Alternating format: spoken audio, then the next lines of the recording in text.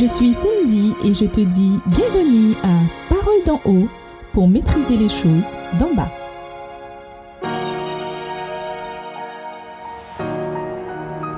On se retrouve pour ce moment de bonheur dans le cadre d'une analyse spirituelle sur les sujets de la vie. Voici notre guide spirituel, Bruno. Hey, pasteur! Salut, je suis Bruno et toi? Merci de me permettre d'accéder jusqu'à toi. J'en suis ravi. Je partage des pensées et tu pourras me faire part de tes sentiments à un moment donné. Je t'invite cet après-midi à découvrir en tout cas ce temps d'échange, que c'est pas une véritable émission, mais c'est un temps d'échange aussi. Nous allons allumer nos lampes ensemble pour comprendre les débats de la vie et certainement avec la Bible comme appui, avancer dans un bon état d'esprit. Donc je t'inviterai à chaque moment d'allumer ta lampe, c'est-à-dire d'allumer ton esprit pour que nous puissions ensemble explorer des grandes vérités et des secrets que nous réserve la parole de Dieu. Réfléchir, c'est aligner justement son esprit sur la révélation et l'inspiration d'une source pure. Et nous entendons beaucoup de gens parler, nous captons beaucoup de sons. Mais la voix du Créateur répond largement à notre curiosité de savoir s'il y a véritablement un son au-dessus de nous. Eh bien oui, il y a un écho élevé, un bon écho, car l'excellence acoustique du ciel vient nous informer qu'un être suprême gouverne toute l'harmonisation de ces bruits, déjà est très prisé dans l'espace. Le texte biblique nous dit que la lumière soit. Partant de ce principe, nos yeux peuvent détecter l'éclat de la radiation que cette lumière produit. Aussi, tout ce qui émane des lois de la physique et de la chimie vient de Dieu. Quel cadeau! Un joli cadeau. Nous captons beaucoup de choses venant du ciel. Nous disons à Dieu merci pour l'oxygène, le carbone, le fer, l'hydrogène, l'argent, l'or. Et parmi toutes les planètes, nous sommes capables de dire que la Terre est une planète vraiment particulière. Elle a de la chance. Les moyens de communication donnent de plus en plus d'informations rapides à l'esprit. Un grand nombre de voix murmurent des paroles à nos oreilles. Ces paroles sont de toute nature. Elles sont certaines fois réjouissantes, tristes. Elles apportent de la sérénité ou l'agitation, la tranquillité aussi, la paix. Mais il y a certaines qui sont vraiment troubles et causent des désagréments. Mais nous poussons un cri en disant que nous voulons entendre de la bonne parole. Nous vivons donc largement à l'ère de la communication, car cette communication débouche sur la première chose, le partage. Quand on s'entend, on se transmet quelque chose. La deuxième chose, c'est la transmission, le fait de manifester sa parole ou ses pensées par les sentiments, c'est une bonne chose. Mais il y a aussi la relation, communiquer, parler, permet d'établir des rapports physiques, spirituels et sociaux. Donc, il est bon de parler, il est bon de réfléchir au lieu de se plaindre tout le temps. Nous avons besoin, chers amis, d'entendre des sons, des voix. Mais j'insiste surtout en priorité les plus indispensables. Réfléchissez, il faut capter des paroles saines, vertueuses, vitales. Et en accueillant la parole de Dieu, nous vivons une rencontre d'une grande qualité, de la haute qualité, parce que c'est le divin qui émet un message à l'humain. Il y a un très bon rapport entre l'émetteur et le récepteur. Quelqu'un a parlé le premier. Par exemple, quand nous lisons le psaume 33, le verset 6e, il est dit « Les cieux ont été faits par la parole de l'Éternel, et toute leur armée par le souffle de sa bouche. » Un écrivain, Yann Paul, avait fait remarquer que, selon Genèse 1, Dieu est à la fois artisan d'un monde merveilleux, mais j'aime bien ce qu'il dit, et orateur, c'est-à-dire Dieu fait exister le monde par sa parole.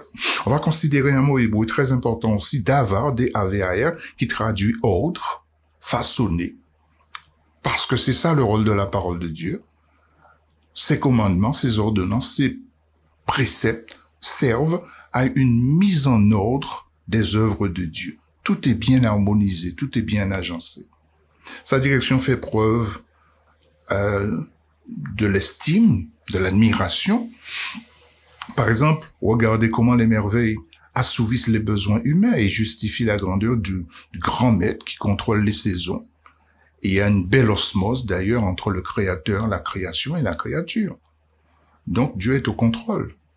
En effet, le premier qui a parlé, donc, et qui a plutôt appelé les choses à l'existence, pensait au bien-être de l'humanité, à l'équilibre des continents, à l'échange entre l'incréé et le créé.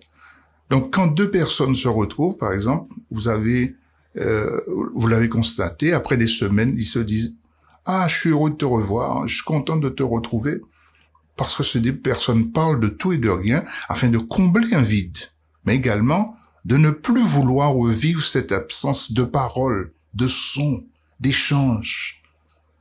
Les gens ont besoin de verbaliser leurs sentiments et c'est un plaisir de s'entendre.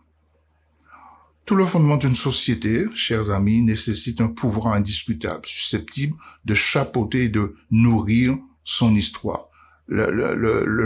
Chaque société a son histoire, mais il faut bien mettre cette histoire en parole, en bonne parole. Qui dit quoi et comment? Souvent, il est souligné chez l'orateur son charisme, sa pertinence dans ses prises de parole. Et voilà pourquoi un seul a parlé d'abord et tout l'échafaudage des paroles humaines en découle. C'est Dieu. Il a dit par exemple que la lumière fut et la lumière soit. Nous lisons Michée 4, je crois, 2, des nombreuses nations viendront et diront les unes aux autres, venez, montons au mont de l'Éternel, au temple de Dieu de Jacob, et il nous enseignera les voies qu'il a prescrites. Nous suivrons ses sentiers, car de Sion viendra la loi et de Jérusalem la parole de l'Éternel. Alors, tu mènes ta vie, tu as un circuit, un parcours, tu as un destin, tu vas vers ton destin, mais il faut te rappeler que quelqu'un doit t'orienter, quelqu'un doit te parler, il y a une voix supérieure, une voix propre, pure, qui te donne des consignes, hein. Alors, je te le conseille. Dieu parle bien. Il n'y a pas d'ombre de variation quand Dieu parle. D'ailleurs, un texte en Isaïe 55, verset 10 nous dit, « Or, la pluie et la neige qui descendent du ciel n'y retournent jamais sans avoir arrosé et fécondé la terre, sans avoir fait germer les graines qui s'y trouvent, sans fournir au semeur le grain qu'il doit semer, et sans donner du pain à tous ceux qui le mangent. » Donc, quand Dieu parle, quelque chose d'exceptionnel va se passer. Ta lampe, ton esprit, va éclairer ta vie et tu sauras bâtir tes perspectives, ton avenir sur la parole de Dieu. Mais deuxièmement, que dire de la parole des hommes? Parler est l'exercice de la faculté linguistique.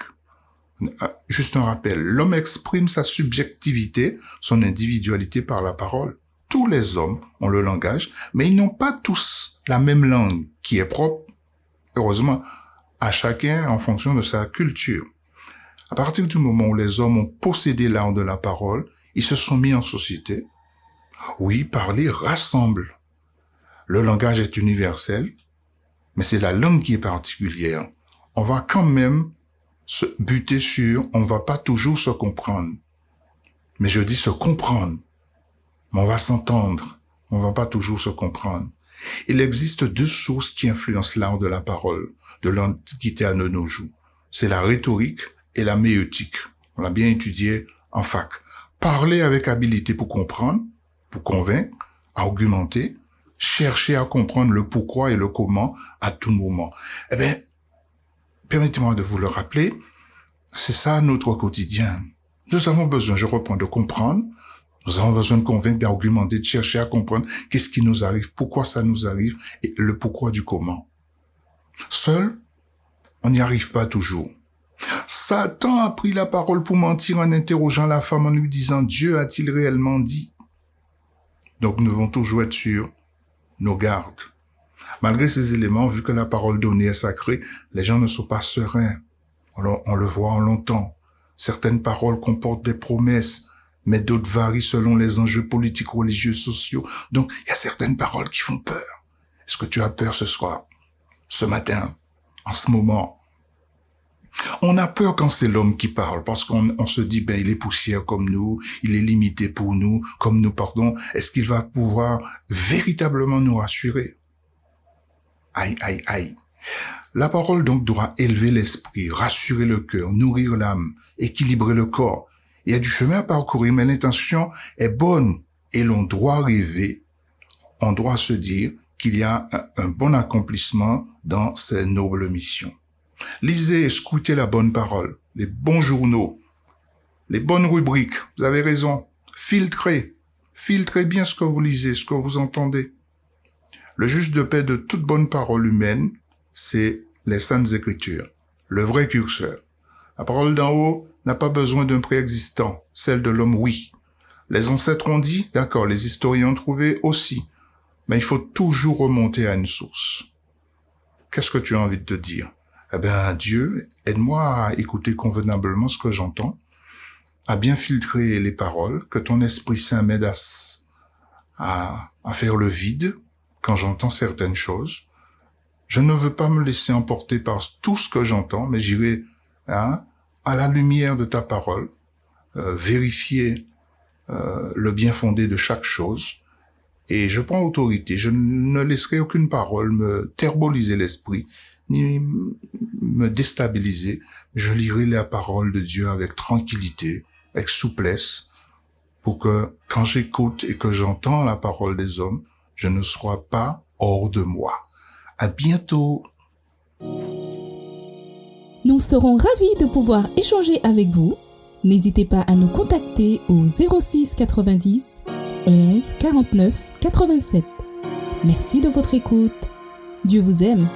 À bientôt.